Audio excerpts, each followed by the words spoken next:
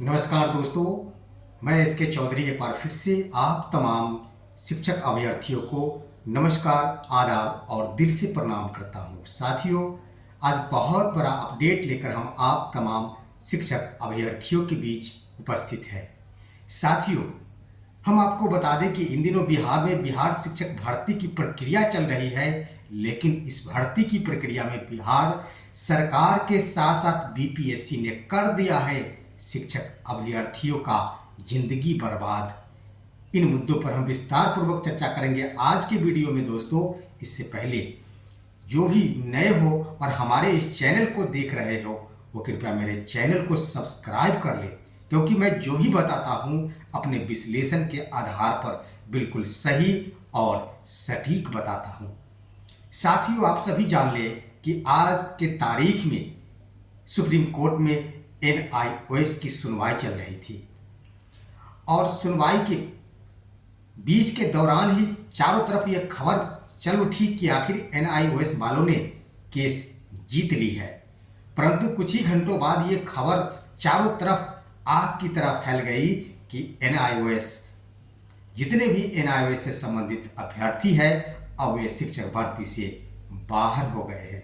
साथियों, कुछ पल के लिए अगर हम देख ले तो जजमेंट के आधार पर हम देख ले तो कोई ना कोई अभ्यर्थी जरूर बाहर हो गए हैं।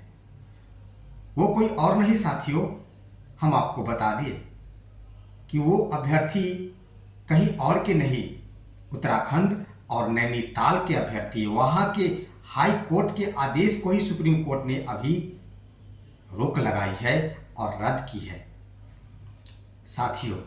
और बिहार की बात कर ले तो बिहार हाई कोर्ट, जी हाँ, बिहार के उच्च न्यायालय के आदेश के बाद ही 2019 के जो टीचर वैकेंसी थी, जिसकी बहाली 2022 में हुई है, उस पर रोक नहीं लगाई गई है।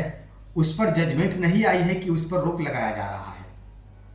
दो हाई कोर्ट का फैसला, जो कि उत्तराखंड और नैनीताल है, सिर्फ व सिर्फ वही के हाई कोर्ट के फैसलों को रद्द किया गया है। और सबसे बड़ी बात कि उन दोनों राज्यों में अभी शिक्षक बहाली की प्रक्रिया नहीं चल रही है। बिहार में बहाली की प्रक्रिया चल रही है, लेकिन इसका जिक्र नहीं किया गया है कि यहाँ के हाई कोर्ट के फैसले को भी रद्द किया जाता है। अब सारी की सारी जवाबदेही चली जा रही है सरकार के हाथों में। सरकार पर निर्भर करता है साथियों कि वो इन तमाम अभ्यर्थी NIOS अभ्यर्थियों को बचा ले या फिर समंदर में डुबा दे, क्योंकि ये सिर्फ NIOS वालों की ही बात नहीं है साथियों। ये बातें उन अभ्यर्थियों के लिए भी है जो कि पूर्व से कार्यरत शिक्षक थे, NIOS से प्रशिक्षित थे, उन्होंने BPSC की परीक्षा में सफलता प्राप्त की और पिछली नौकरी को उन्होंने त्याग कर दिया, उसने छोड़ दिया।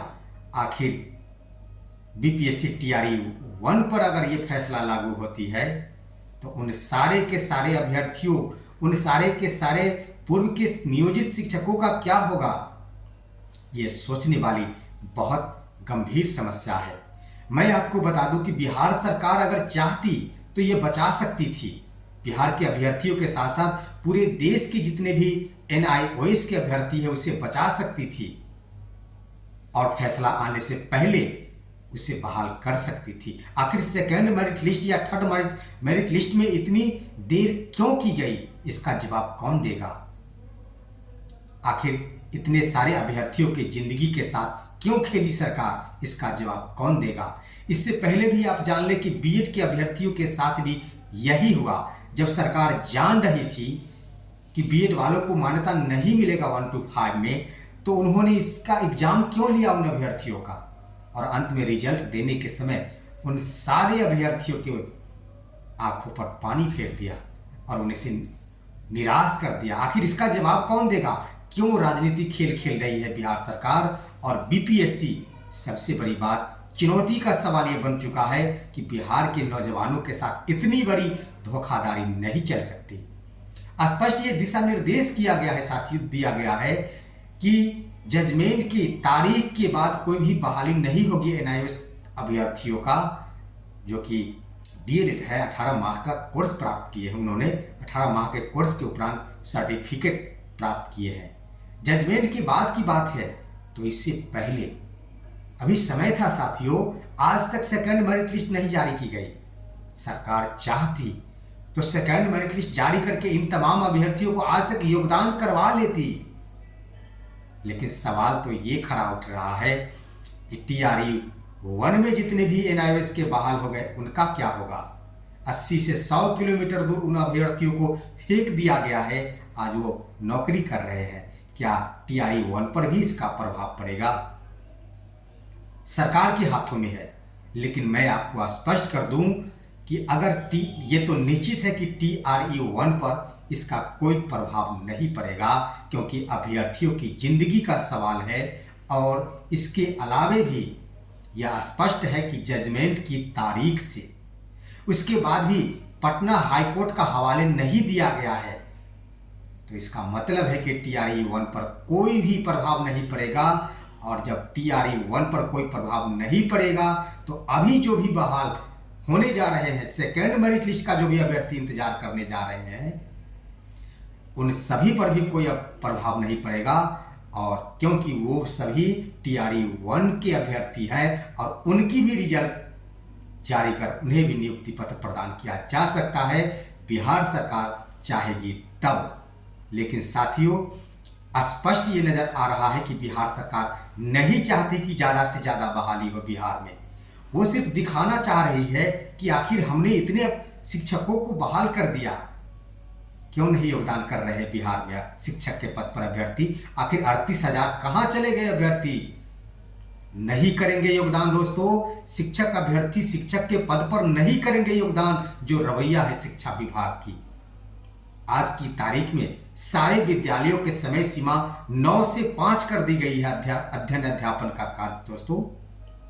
इस ठंडी में, इस ठंड के महीने में 5 बजे अंधेरा हो चला होता है साथियों, और अभ्यर्थी 5 बजे चलेंगे स्कूल से, विद्यालय से, उसके बाद कितने बजे घर पहुंचेंगे?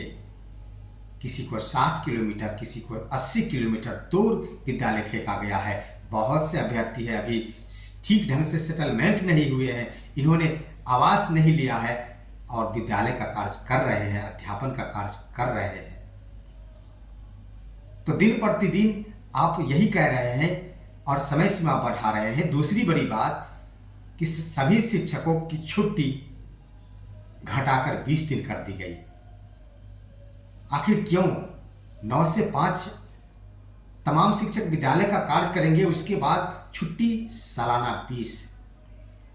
क्यों ये नीति लागू की जा रही है? सभी जानते हैं कि 2007 से ये नीति लागू हुई कि शिक्षा और स्वास्थ्य के क्षेत्रों के जितने भी कर्मचारी हैं उन्हें गृह प्रखंड या बगल के प्रखंड में ही दिया जाए, ताकि मानसिक दबाव किसी प्रकार का वो नहीं झेल पाए, मानसिक उन पर कोई भार नहीं पड़े और वे खुलकर खुले दिमाग से अध्ययन अध्यापन का कार्य कर सके और तमाम स्वास्थ्य के कर्मचारी सही ढंग से स्वास्थ्य का कार्य कर सके। लेकिन इसे बदल नया इतिहास रचा जा रहा है बिहार में। एक तरफ तमाम अभ्यर्थियों की जिंदगी के साथ राजनीतिक खेल खेले जा रहे हैं और दूसरी तरफ जो शिक्षक बन चुके हैं उनके लाइफ को बर्बाद किया जा रहा है। उन्हें 30 से 35 हजार में पूरी जिंदगी को समेटा जा रहा है। क्या उनके माता पिता नहीं है? क्या उनका परिवार नहीं है? आप क्या दे सकते हैं बिहार सरकार? आप 1 to 5 को अधिकतम 35,000 रुपए देंगे। 35,000 ही नहीं, उसमें से अगर पेंशन मद में कट जाते हैं तो 32,000 रुपये ही उनको मिलेंगे। कैसे कर पाएंगे? उनको अपने माता पिता को भी देखना है। आप इतिहास क्यों बदलने चले हैं? अगर आप इतना ही इतिहास बदलने का शौक था, आप बदलिए, मैं इसका विरोध नहीं करता। एक विद्यालय में विभिन्न नीतियां क्यों चल रही है? सबसे पहले तो विभिन्न प्रकार के जो शिक्षक है, पुराने वेतनमान वाले शिक्षक, जिन्हें आज की तारीख में 70-75 हजार से लेकर आज की तारीख में लाख रुपए वो उठा रहे हैं। सरकार ये कह रही है कि तमाम नियोजित शिक्षकों को सक्षमता परीक्षा पास करना होगा। क्या वे 34,540 के जो शिक्षक बहाल हुए हैं, क्या वे सक्षम हैं? उनकी परीक्षा क्यों नहीं? इससे पहले जो बहाल हुए शिक्षक जो अनुकंपाधारी है या फिर विभिन्न प्रकार के 1989 के विशेष शिक्षक हैं, मूल वेतनमान में शिक्षक है, क्या उनके लिए सक्षमता लागू नहीं होती? क्या वे सक्षम होकर ही पैदा लिए थे? क्या वे बिल्कुल सक्षम है आज तक? क्या वे सक्षम होकर ही तमाम विद्यार्थियों को पढ़ाएंगे? सिर्फ व सिर्फ छोटे कद के शिक्षकों के साथ ये शोषण नहीं चल सकती। आखिर कब तक बेरोजगारी का फायदा उठाएंगे साहब? हम सवाल करते हैं बिहार सरकार के साथ साथ के पाठक महोदय से कि कम से कम रहम किया जाए इन अभ्यर्थियों के साथ। इस ठंड के महीने में रहम किया जाए। 9 से 5 आप ले रहे हैं। अध्ययन और अध्यापन का कार्य कोई मामूली कार्य नहीं होते। पढ़ाना, एक बच्चे को किसी घर में एक परिवार के मालिक पढ़ा करके देख ले कि आखिर उस पर क्या बीतती है। और शिक्षक सुबह से लेकर शाम तक 8 घंटे तमाम उन बच्चों के साथ रहेंगे, क्या गुजरता होगा उनकी मानसिकता पर? सोचने वाली बात है। तो साथियों, हम आपको आश्वस्त करते हैं कि तमाम बिहार सरकार की जो चालें हैं उसकी नीति शिक्षकों पर नहीं चलेगी, क्योंकि आज जो सुप्रीम कोर्ट का फैसला आया है, अगर ये हूबहू लागू होते हैं तो TRE 1 के अभ्यर्थियों को अपने घर वापस जाना होगा। अब बहुत से अभ्यर्थी जो विद्यालय छोड़ चुके, पुराने विद्यालय, और पुनः उन्हें नई सेवा भी छोड़ना होगा। तो ये नहीं हो सकता, कदापि नहीं हो सकता। और जब उनके लिए नहीं हो सकता तो हर हाल में सेकेंड मेरिट लिस्ट का इंतजार कर रहे तमाम अभ्यर्थियों को भी फायदा होगा, क्योंकि इसमें सरकार की गलती है। अगर सरकार उसी वक्त सीटेट फेल अभ्यर्थियों को छांट ली होती, DLED फेल अभ्यर्थियों को छांट ली होती, तो आज इन अभ्यर्थियों को सेकेंड मेरिट लिस्ट का इंतजार नहीं करना पड़ता और आज की तारीख में वे भी शिक्षक होते। सभी की सभी गलतियां जाती है सरकार के ऊपर। और ये निश्चित है कि अगर ऐसी बात होती है तो सरकार के ऊपर और इसके अलावा BPSC के ऊपर तमाम अभ्यर्थी केस और मुकदमा करेंगे सुप्रीम कोर्ट में, क्योंकि गलती उनकी है, अभ्यर्थियों की नहीं है। लेकिन ये नहीं होगा। तमाम अभ्यर्थी NIOS वाले से हम आग्रह करेंगे कि आप लोग निश्चिंत होकर के बैठे। आप लोगों के हक में, TRE 1 वालों के हक में होगा, लेकिन TRE 2 के लिए जो अभ्यर्थी आवेदन किए हैं उनके लिए बहुत बड़ी समस्या आ गई है। एक बार फिर से हम इस वीडियो के माध्यम से BPSC के चेयरमैन अतुल प्रसाद महोदय को यह कहना चाहेंगे कि महोदय, पिछली बार की तरह इस बार नहीं करें। आप अगर नियम लागू, सुप्रीम कोर्ट के आदेश का फैसला लागू होती है तो आप पहले अभ्यर्थियों को आगाह कर दे, इनका एग्जाम नहीं ले और इनका पैसा वापस कर दिया जाए। ऐसा नहीं कि इन्हें भी परीक्षा में सम्मिलित करा लिया जाए और रिजल्ट देते समय इन्हें घर का रास्ता दिखा दिया जाए। ऐसा नहीं किया जाए। ये छल होगा अभ्यर्थियों के साथ, जिंदगी के साथ, उनके जिंदगी के साथ ये खेल माना जाएगा। साथियों, हमारी बात कड़वी जरूर लगती होगी अभ्यर्थियों को, कुछ वैसे अभ्यर्थियों को जिन्हें NIOS को दूर हो जाने में खुशी महसूस होती होगी, लेकिन नहीं, सभी के सभी अभ्यर्थी है, सभी के सभी रोजी रोटी के लिए आए हैं। कंपटीशन है, लेकिन इन्हीं में से कंपटीशन है। आप सभी अभ्यर्थी है, आप सरकार नहीं हो सकते, आप BPSC नहीं है, आपकी एक ही श्रेणी है, शिक्षक अभ्यर्थी। इसलिए किसी भी बात की कोई भी खुशी नहीं मनाए।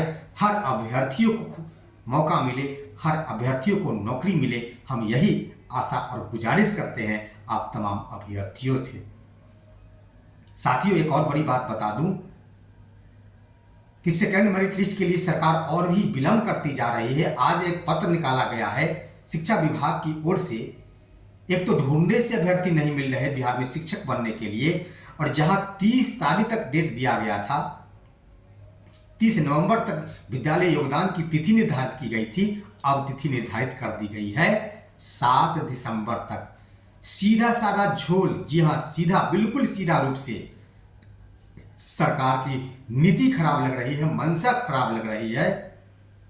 वो नहीं चाहते कि बिहार में अधिक से अधिक अभ्यर्थियों का योगदान हो। शिक्षक अभ्यर्थी उतने कमजोर दिमाग वाले नहीं है, सारी नीतियों को समझ रहे हैं, सारे खेल को देख रहे हैं। आप जिस खेल के लिए, आप जिस महत्वाकांक्षा को लेकर शिक्षक बहाली का खेल खेल रहे हैं, शिक्षक अभ्यर्थी इसको समझ रहे हैं। ऐसा ना हो कि शिक्षक अभ्यर्थी अभी अपनी नौकरी भी ले ले और आपकी महत्वाकांक्षा को भी धूमिल कर दिया जाए। इस बात का भी ख्याल रखना चाहिए बिहार सरकार और शिक्षा विभाग को। साथियों, हम फिर मिलेंगे आपके साथ अगले वीडियो में। आप हमारे इस वीडियो को इतना ज़्यादा शेयर करें ताकि तमाम NIOS के अभ्यर्थियों को सांत्वना मिले, उसके साथ साथ धैर्य मिले और तमाम अभ्यर्थियों को शुभकामनाओं के साथ हम विदा लेते हैं कि आप सभी सरकार को ये दिखा दीजिए अपने बल और अपने ताकत कि हम चाहे आप जो कर ले बिहार में शिक्षक बन के दिखाएंगे। फिर मिलेंगे अगले वीडियो में, तब तक के लिए नमस्कार दोस्तों।